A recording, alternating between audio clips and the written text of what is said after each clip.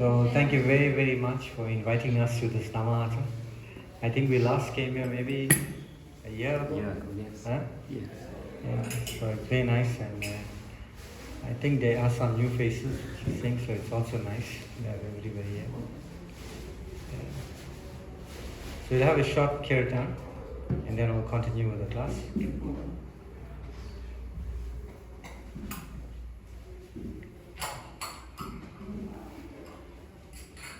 Shri Radha Radhanath ki, Caitanya Mahaprabhu ki, Srila Prabhupada ki, oh Prema. Jaya Jaya Sri Caitanya Jaya Nityananda. Jaya Jaya Sri Caitanya Jaya Nityananda. Jaya Vekta Chandra Jaya Gaura Bhakta Vrinda. Jaya Vekta Chandra Jaya Gaura Bhakta Vrinda. Jaya Jaya Sri Caitanya Jaya Nityananda. Jaya Jaya Sri Caitanya Jaya Nityananda. Jaya Vekta Chandra Jaya Gaura Bhakta Vrinda. Jaya Vekta Chandra Jaya Gaura Bhakta Vrinda. Nitai Nitai Nitai Nitai Nitai Gauranga. Nitai Nitai Nitai Nitai Nitai Gauranga. Nitai Gauranga Gaura Hare. Nitai Gauranga Gaura Hare. Gaura Gaura Gaura Hare. Gaura Gaura Gaura Hare. Gaura Gaura Gaura Hare. Gaura Gaura Gaura Hare. Hare Krishna Krishna Krishna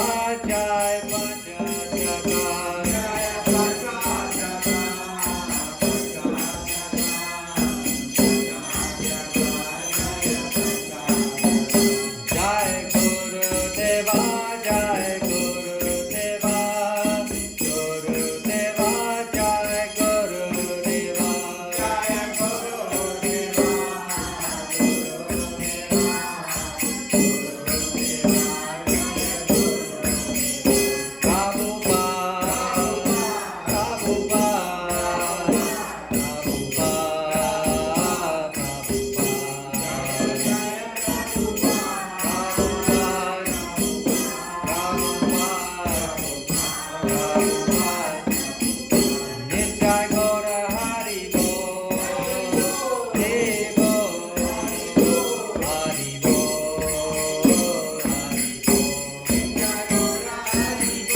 Hari Bol.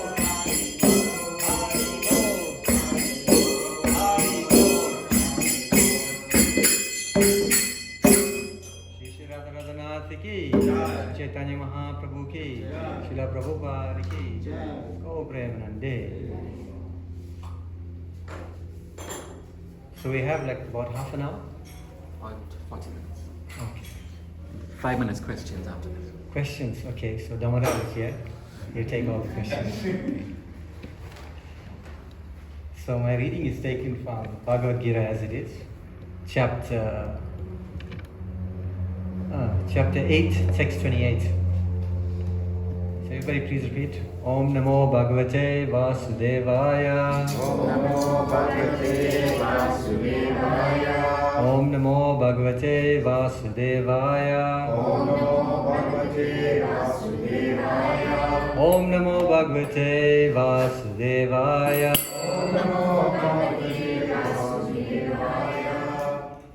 So Bhagavad Gita as it is, chapter 8, text 28.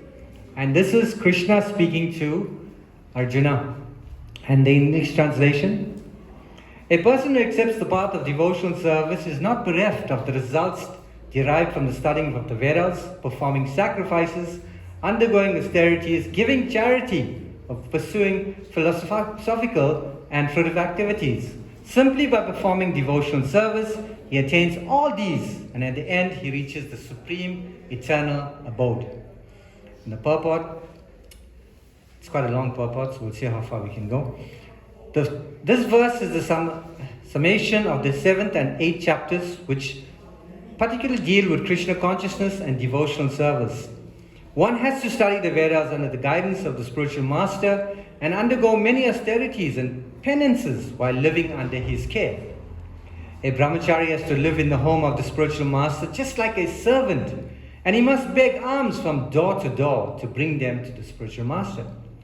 He takes food only under the master's order, and if the master neglects to call the student for food that day, the student fasts. These are some of the Vedic principles by observing brahmacharya. After the student studies the Vedas under the master for some time, at least from age 5 to 20, he becomes a man of perfect character. Study of the Vedas is not meant for the recreation of the armchair speculators, but for the formation of character. After this training, the brahmachari is allowed to enter into household life and marry. When he is a householder, he has to perform many sacrifices so that he may achieve further enlightenment. He must also give charity according to the country, time, and candidate, discriminating amongst charity in goodness, in passion, and in ignorance, as described in Bhagavad Gita. Then after retiring from household life, upon accepting the order of Vanaprastha, he undergoes severe penances, living in the forest, dressing with tree bark, not shaving, etc. But by carrying out the orders of brahmacharya, household life, Vanaprastha, and finally sannyas, one becomes elevated to the perfectional stage of life. Some are then elevated to the heavenly kingdoms, and when they become even more advanced, they are liberated in the spiritual sky, either in the personal Brahmajyoti, or in the Vaikuntha planets, or in Krishna Loka. This is the path outlined in Vedic literatures. The beauty of Krishna consciousness, however, is just by one stroke, by engaging in devotional service, one can surpass all the rituals of the different orders of life. The words idam vidva indicate that one should understand the instructions given by Sri Krishna in this chapter and the 7th chapter of Bhagavad Gita. One should try to understand these chapters not by scholarship or mental speculation, but by hearing them in association with devotees. Chapters 7 through 12 are the essence of the Bhagavad Gita. The first 6 and the last 6 chapters are like coverings for the middle 6 chapters, which are especially protected by the Lord. If one is fortunate enough to understand Bhagavad Gita, especially in the middle 6 chapters, in the association of the devotees, then his life at once becomes glorified beyond all penances, sacrifices, charities, speculations, etc. For one can achieve all the results of these activities simply by Krishna consciousness. One who has little faith in the Bhagavad Gita should learn Bhagavad Gita from a devotee, because in the beginning of the 4th chapter it is stated clearly that Bhagavad Gita can be understood only by the devotees. No one else can perfectly understand the purpose of Bhagavad Gita. One should therefore learn Bhagavad Gita from a devotee of Krishna, not from mental speculators. This is a sign of faith. When one searches for a devotee and fortunately gets a devotee's association, one may actually begin to understand Bhagavad Gita, study and understand Bhagavad Gita.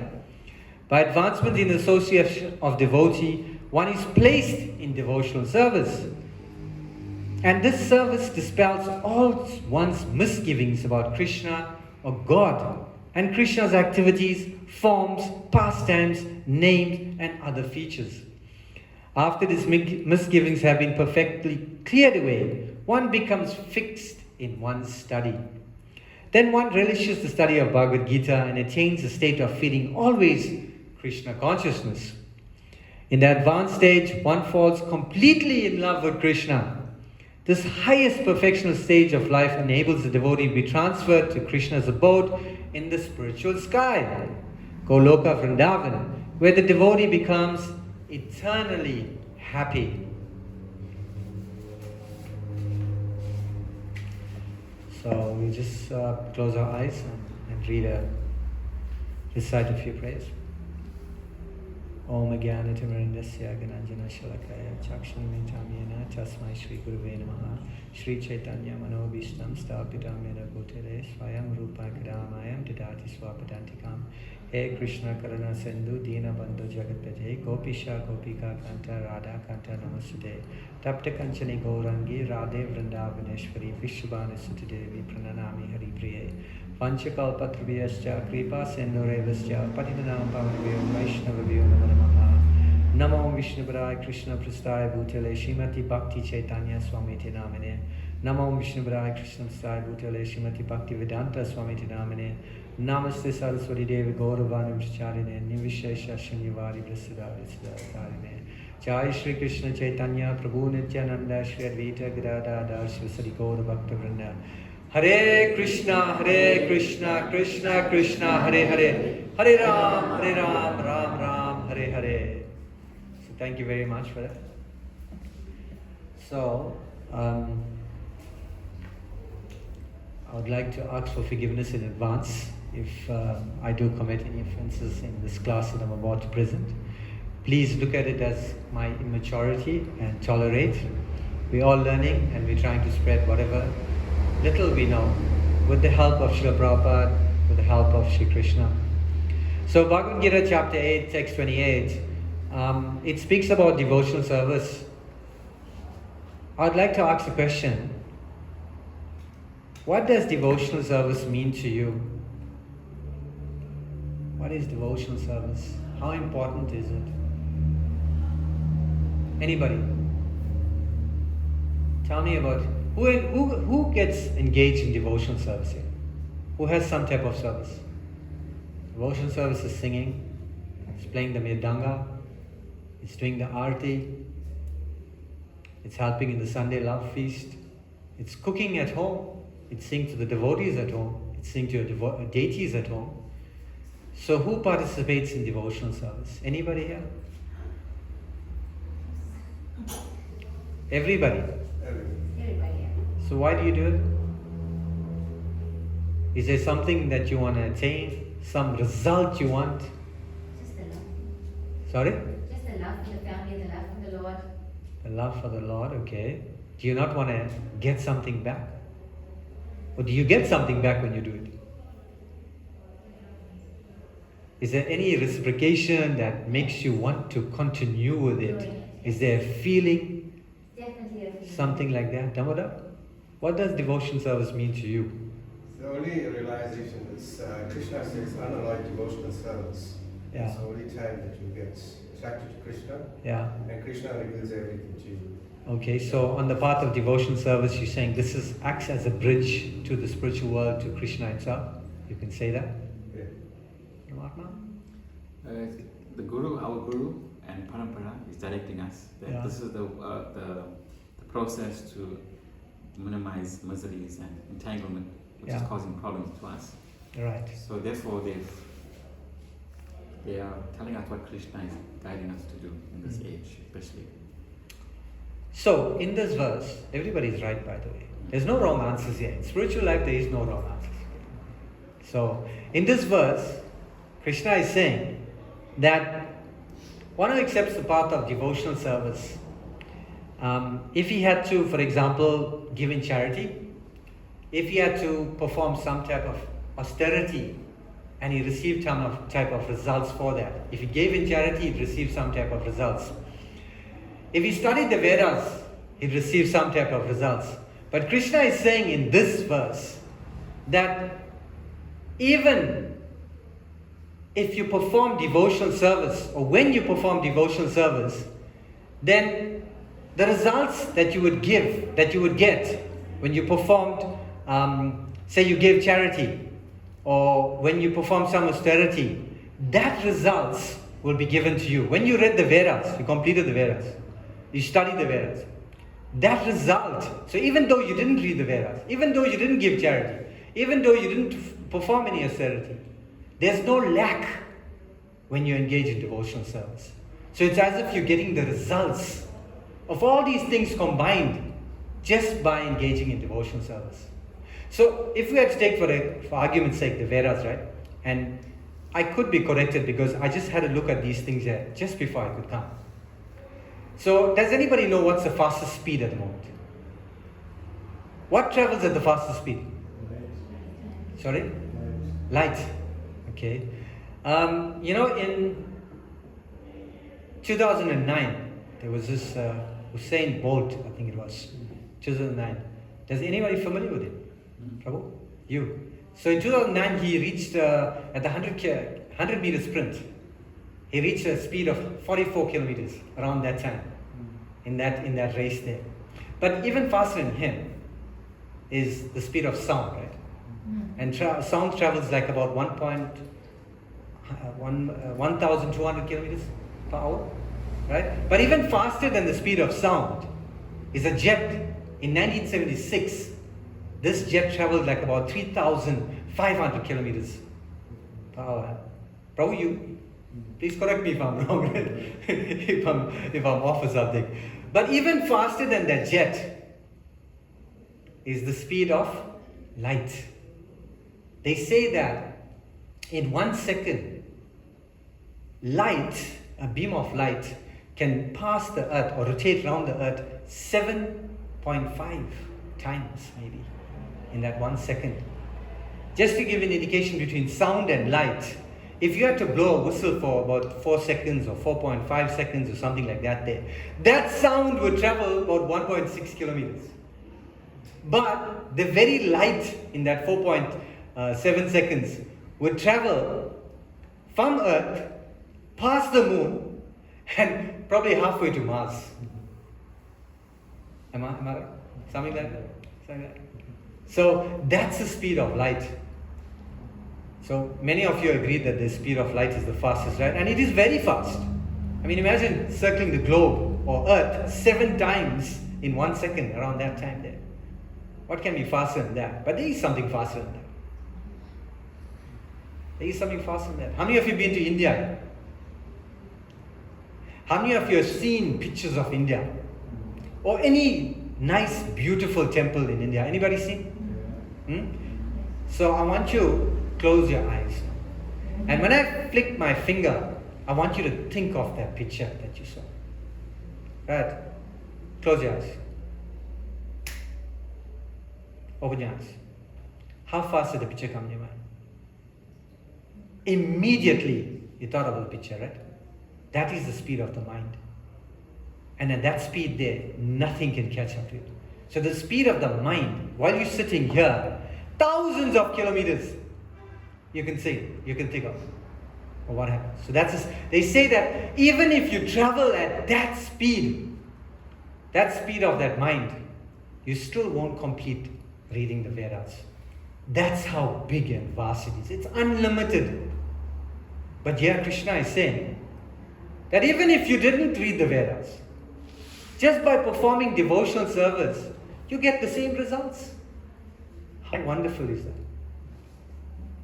So,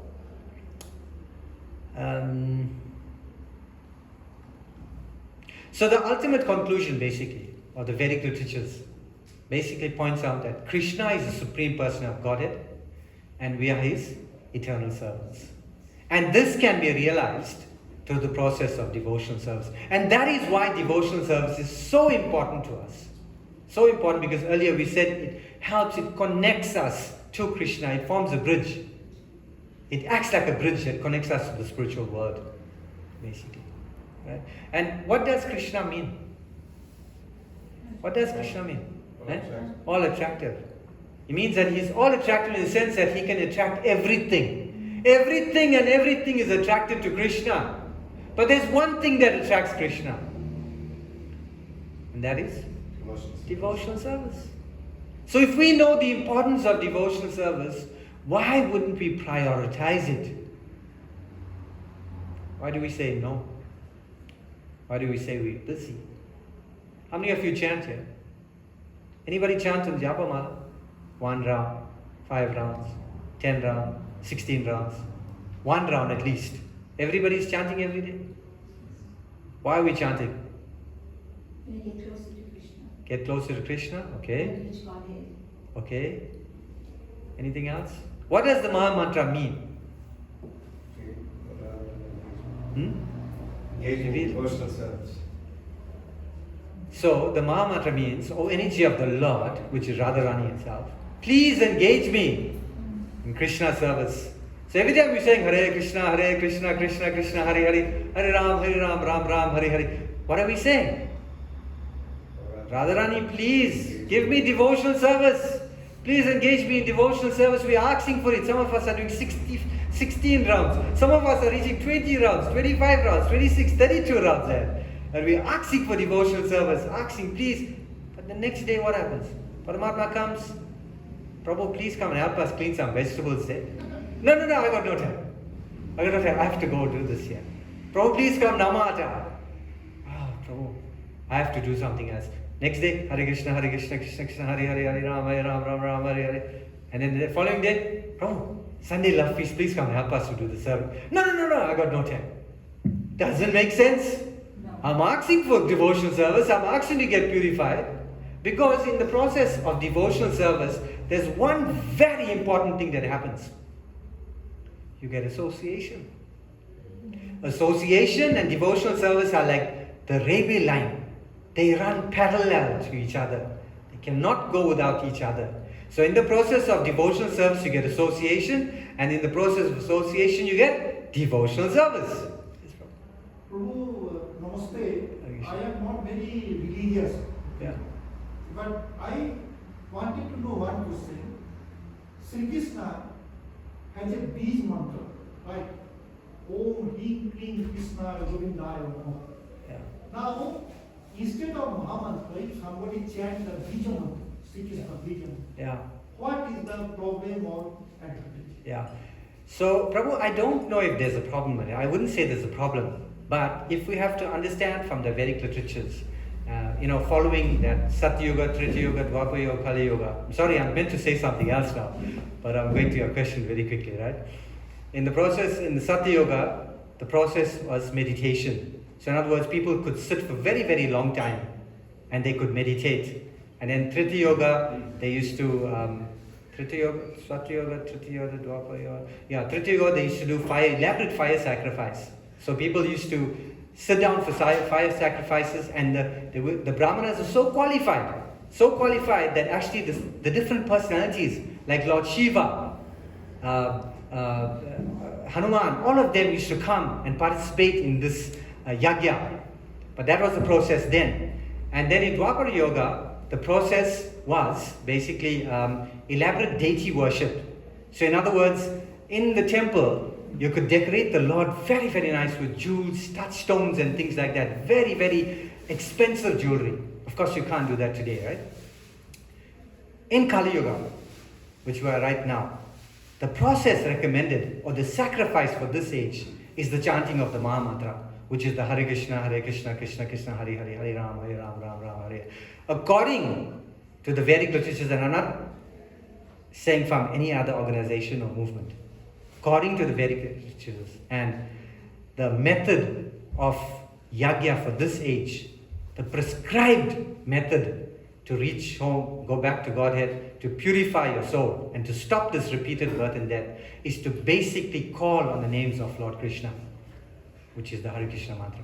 So I cannot tell you whether you will get the same benefit in terms of what you mentioned as opposed to what we are saying, but from an ISKCON point of view, I can tell you that this is the recommended process, the Hare Krishna mantra. Okay, thank you, Robert. So, going back to where we were saying,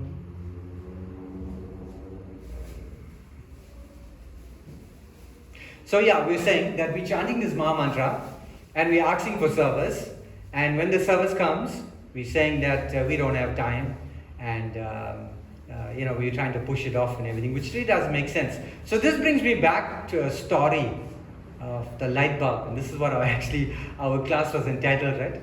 The light bulb effect. So there was this one youngster who started at this engineering company, and he was basically under mentorship. So he had a mentor, and so basically while he was studying and he was doing an internship, he was learning, and he became very good in his job, very respectful fellow, very obedient. And then it was time for his mentor to leave. And so what happened naturally, because this youngster was working under his mentor, he took the position of the mentor. And he was very, very happy. But then, and his mentor left work, right, after some time. So, over a period of time while working in this company, he noticed that the people around him, they were getting a better salary, they were benefiting more from this company, they were getting better advantages and things like that, while he was staying on the same position. And he thought to himself, I'm working so hard and I'm doing everything here, but everybody else is advancing and everybody else is getting so nice benefit, but nothing's happening with me. So he goes to his mentor. Remember, his mentor left work there, right? He goes to his mentor and says, I've done everything you told me. I've worked very, very nicely for that company. But what happens is that people that came after me, they are prospering. They are getting increases. They are getting good positions, but I'm staying on this level here. What should I do? So the mentor looks at him, he smiles and he asks him, are you confident that in this company you are irreplaceable? You are indispensable? And the young man says, yes, definitely. Without me, there will be a lot of problems. So the mentor tells him, I want you to take a day off. Don't go to the work. So this young man, he didn't listen to anything else that the mentor says. He just rushes back, goes. The next day, he doesn't go to work. So the following day, he returns to work, and he finds to his surprise that everything around him has changed for his satisfaction. The boss calls him into the office and says, yesterday you wasn't here. We had a lot of problems. In fact, people around here didn't know what to do and they couldn't manage without you. And in view of that, I'm giving you a salary, increase in your salary. So this made the youngster very, very happy. Very, very happy. So, but the thing is, every time this youngster now thought that, he wasn't the boss wasn't fair with him, or he deserved an increase, or he deserved a better position, he'd stay away from work. Right? So this continued for some time. And then after one day, he went back to work and he found that the gates was closed. And there was a termination letter for him at the security. Security guard gives him the termination letter and says, you're not allowed to pass this gates. You've been fired. So this youngster now, he's surprised. He doesn't know what went wrong. So he goes to the mentor and he says, you know what? I've done everything you've told me. Whenever I felt that I needed more, I just stayed at home. And so this mentor, again, he looks at him and he smiles and he says, you were so much in a hurry to go that you never listened to the rest of what I was going to tell you. He says, nobody pays attention to a light bulb until it starts to flicker, until it becomes a problem, until it's not dependable. Similarly, just like that, nobody paid attention to you until you became a problem and you were not dependable. So devotional service is like that for devotees. We must not become like the flickering light bulb. When devotional service is offered to us, when we keep on responding by saying, no, we're busy, we can't make it, what will happen? Somebody else will be asked to do the thing. Who will lose out? Krishna will not lose out. We will lose out. But we must remember also that in the light bulb and the electricity will still continue to flow. Regardless of whether the light bulb is there or not, it will still continue to flow. It's only which light bulb that will be connected will start to shine. Similarly, just like that, Krishna's mercy will always be there. It will be a continuous flow of mercy. It's up to us to decide whether we're going to say, yes, Prabhu, I'm available. Get connected to that mercy and stay connected in devotional service. So sometimes we may think, we're still young now. Let me get a little bit older and then, I can take devotional service seriously and things like that. But who's guaranteed another second in life? How many of you can say you can walk out of this door here today and we can see you tomorrow, or you'll go home, or we'll see you the next week or next month? Anybody can say that here? And I'm not trying to be a pessimist, but this is the truth. Life is not guaranteed. And that's why, again, if we understand that devotional service is so important in our life to stop this repeated birth and death, it's so important to connect with Krishna, then why are we not taking it seriously? We cannot wait for old age. We cannot wait for next week. We cannot wait for next month.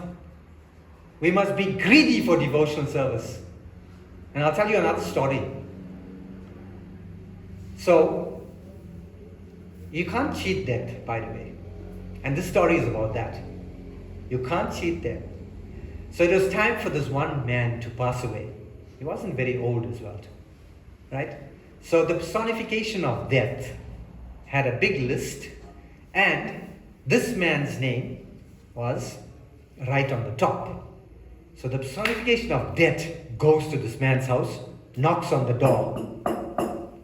This man comes, opens the door, and he sees this gloom. However you want to picture death, you can picture it because it's a personification of death, right? It comes in. And right now I'm thinking of this like black-caped person, no face and whatnot, not like that, right? Stop knocking on the door. And then this man opens the door and he sees, God, who's this here? I am death, and it's your time to go now. And this man thinks to himself, my family, my possessions, my house, my car, I'm not ready to leave that. How many of us would think like that? Fair enough. We're all human. We'll be thinking like that. Nobody wants to leave this material world. As much as we can say we want to, but it's a fact. This body, we're so attached to it. But we'll be forced. We'll be forced because at the point of death, it is described that it's as if the separation of the soul becomes so attached to this body that at the point of death, it feels like there's thousands of scorpions stinging you because the soul is being forcefully pulled out of this body, and the soul doesn't want to leave the body. But it has to be separated. So, coming back to the story there. So this man now, he doesn't want to die. So he invites death. He said, please come in. Since you're here already and you want to take me, allow me to cook some lunch for you. Anyway, Death says, okay, let me sit down here. you can go and cook some lunch. So this man goes now, he goes in the kitchen, he prepares a lunch, he brings it, dishes it out, serves that has it. My God, what a lovely meal. You know, he's fully satisfied. And then he said, how about some tea? And then he goes there, makes some tea, and in that tea, put some sleeping pills in there. Right? He brings it now, takes it there, and that has that tea, and he said, oh, wow, this is really, really nice tea. Huh? And within a few minutes, he is knocked out. That is fast asleep. So what this man does now, takes that page that has, tries to rub the name from the top, writes his name right at the bottom. Right? He's thinking now, this man is still, death has still got to go through all these people, so I got more time. I can do what I want to do. Anyway, death is fast asleep. Finally, he wakes up. He says, oh, sure, it's late, man. I meant to take you away. But you know what? You served me such a lovely lunch.